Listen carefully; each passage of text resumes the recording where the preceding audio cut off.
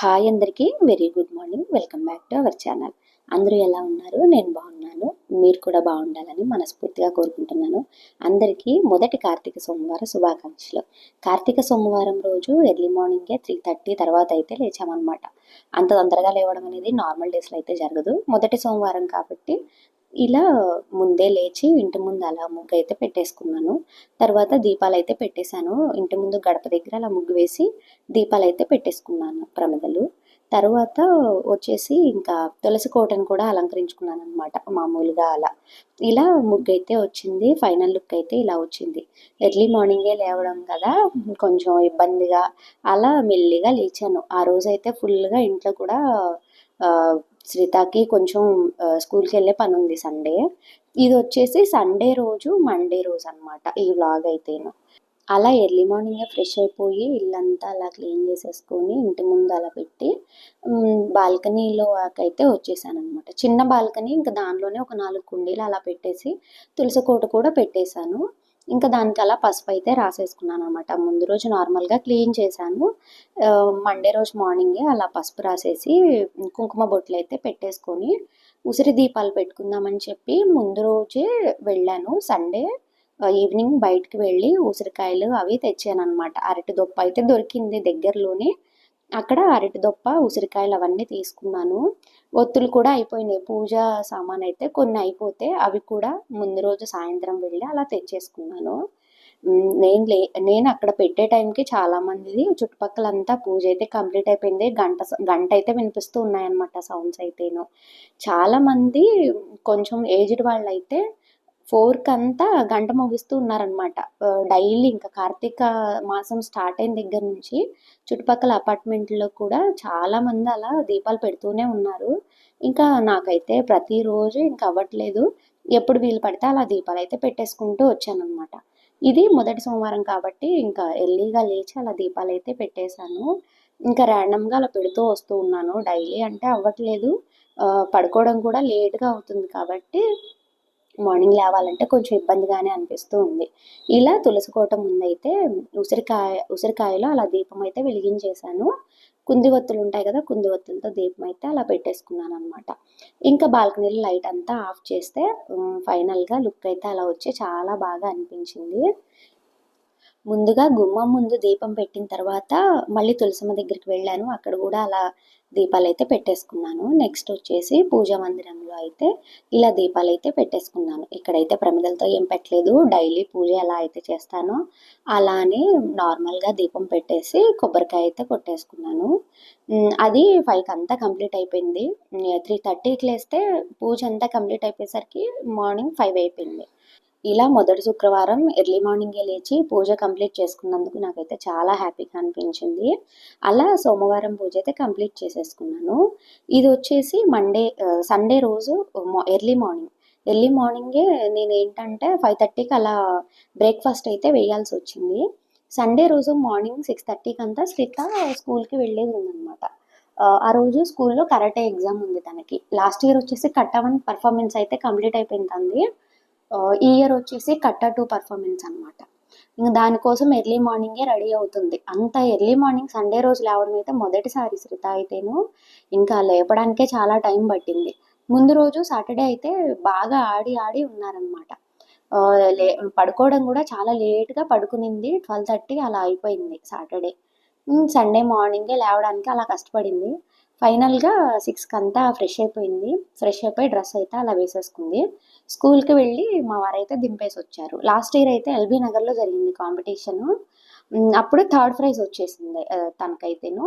Year వచ్చేసి ఇక్కడే school గ్రౌండ్లోనే ఇలా కాంపిటీషన్ అయితే జరిగింది.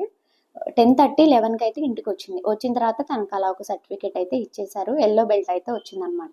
ఒక్కొక్క దగ్గర ఒక్కొక్క అలా బెల్ట్లు ఇస్తూ ఉంటారు కదా, వాటి గురించి నాకైతే జీరో నాలెడ్జ్. బెల్ట్ల గురించి అసలు తెలీదు. ఈసారి వచ్చేసి ఫస్ట్ ఎల్లో బెల్ట్ ఇచ్చారు. కొంతమంది ఆరెంజ్ ఇస్తారంట అలా పర్ఫార్మెన్స్ కంప్లీట్ అయిపోతే. ఇంకా దీని తర్వాత ఒక 3 బెల్ట్స్ 4 బెల్ట్స్ అయిపోయిన తర్వాత బ్లాక్ బెల్ట్ అనేది వస్తుందని అయితే తెలిసింది ఆ రోజు మార్నింగ్ వచ్చేసి ఇలా సాంబార్ కూడా పెట్టాను ఇడ్లీలోకి పిల్లల కోసము.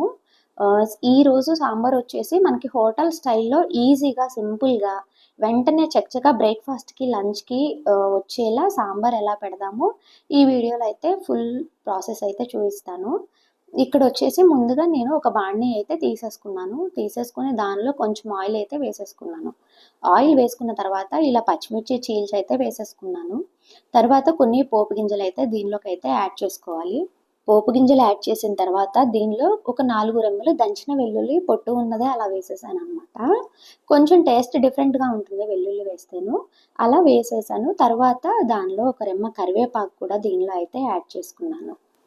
ఈ తాలింపులో కొంచెం ఇంగువ కూడా యాడ్ చేయాలి. మనకి రుచి అయితే బాగా వస్తుంది. ఇంగువ ఉంటే మంచి స్మెల్ వస్తుందనమాట. సాంబార్ కూడా ఇంగువ పెట్టి తాలింపు పెడితే.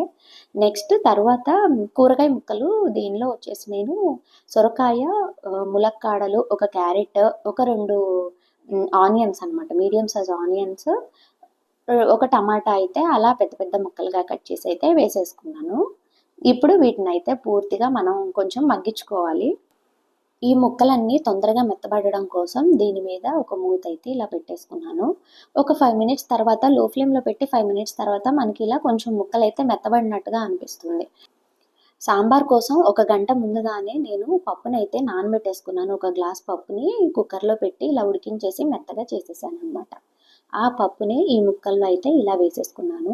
దాంతో పాటుగా కొంచెం చింతపండు కూడా యాడ్ చేశాను. చింతపండు రసము, పెద్ద నిమ్మపండు సైజ్ అంత చింతపండుని ముందుగానే నానబెట్టేసుకున్నాను. ఆ రసం కూడా దానిలో వేసేసి దానికి సరిపడా వాటర్ అయితే దీనిలో తీసేసుకున్నాను. నెక్స్ట్ దీనిలో వచ్చేసి మనము కారం పొడి, పసుపు ఇవన్నీ వేసేసుకోవాలి. సాల్ట్ ఇవన్నీ వేసేసుకోవాలి. ఈ సాంబార్లో వచ్చేసి కల్లుప్పు అయితేనే రుచి అయితే బాగుంటుంది.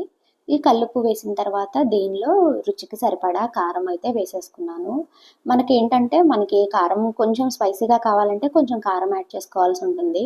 లేదు అసలు అనుకుంటే మనకి పచ్చిమిర్చితో సరిపోతుంది. కొంచెం లిటిల్ బిట్ కారం యాడ్ చేస్తే సరిపోతుంది. ఇవన్నీ మనం ఇలా కలుపుకొని సాంబార్ అయితే పూర్తిగా మనం మరిగించుకోవాలి.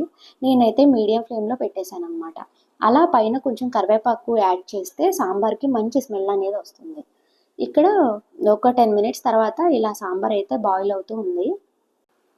ఇలా సాంబార్ని మధ్య మధ్యలో కలుపుతూ బాయిల్ చేసుకుంటూ ఉండాలి.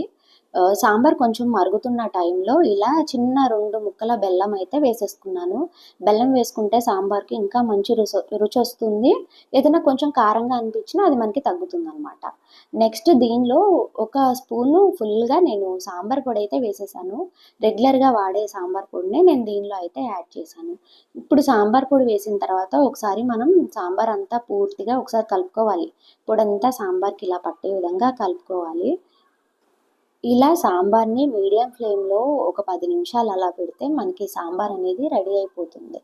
ఫైనల్‌గా నేను ఇక్కడ కొత్తిమీర అయితే యాడ్ చేశాను. కొత్తిమీర వేసిన తర్వాత కూడా దీనికి మంచి రుచొస్తుంది. కొత్తిమీర వేసిన వెంటనే స్టవ్ ఆఫ్ చేయకుండా దాన్ని ఒక 5 మినిట్స్ అలా బాయిల్ చేయాలి. బాయిల్ చేస్తే మనకి కొత్తిమీర కూడా రసం అదే సాంబార్లోకి దిగిపోతుంది. దిగిపోయి దాని ఫ్లేవర్ అనేది మారుతూ ఉంటుందనమాట. ఇలా నూనె పైకి తేలేంత వరకు మనం సాంబార్ని మరిగించుకుంటూ ఉండాలి. అలాగే మధ్యలో ముక్కలు ఉడికాయో లేదో కూడా మనం ఒకసారి చెక్ చేసుకుంటూ ఉండాలి. ఇలా నాకు ఫైనల్‌గా సాంబార్ అయితే కంప్లీట్ అయింది. ఇది వచ్చేసి నేను ఎర్లీ మార్నింగ్ చేశాను. శ్రిత వచ్చేసి సాంబార్ ఇడ్లీ కావాలని అడిగితేను సరే లంచ్‌కి దానికి సరిపోతుందని చెప్పి సాంబార్ అయితే చేసేసాననమాట. చెప్పడం మర్చిపోయానండోయ్. కొత్తిమీర వేసిన తర్వాత కాసేపు 2 నిమిషాలు ఆగిన తర్వాత నేనిలా ఎండు కొబ్బరి పొడి ఉంటుంది గదా! నా దగ్గర పొడి మామూలుగా కాకుండా చిప్ప ఉంది. ఆ చిప్పని ఇలా కోరేసాననమాట. ఎండు కొబ్బరి వేసుకుంటే ఒక రకమైన తియ్యదనం అనేది సాంబార్‌కి యాడ్ అవుతుంది. మంచి రుచి కూడా ఉంటుంది. మీరు ఒకసారి ట్రై చేయండి. ఇలా ఎండు కొబ్బరి కానీ, కరివేపాకు కానీ మధ్యలో వేస్తే మనకి సాంబార్ టేస్ట్ అయితే మారుతుంది. ఇంకొకటి చెప్పడం ఏంటంటే, నేను దీనిలో ధనియాల, జీలకర్ర పొడి కూడా కొంచెం యాడ్ చేశాను. విడిగా పట్టుకున్న ధనియాల, జీలకర్ర పొడి ఉండింది. కొంచెం వేయించి పట్టుకున్న జీలకర్ర పొడినైతే నేను యాడ్ చేశాను.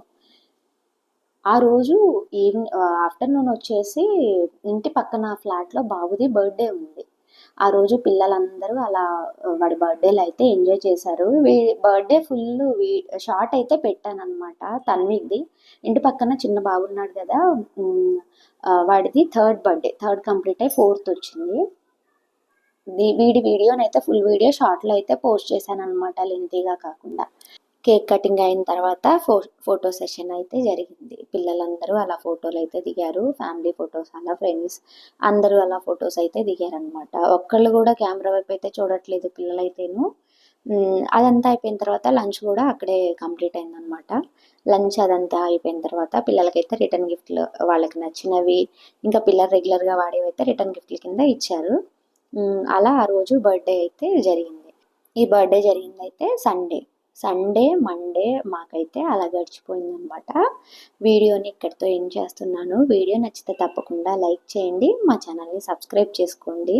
మరో మంచి వీడియోతో మళ్ళీ కలుద్దాం. బాయ్ బాయ్ అందరికీ. Thank you for watching.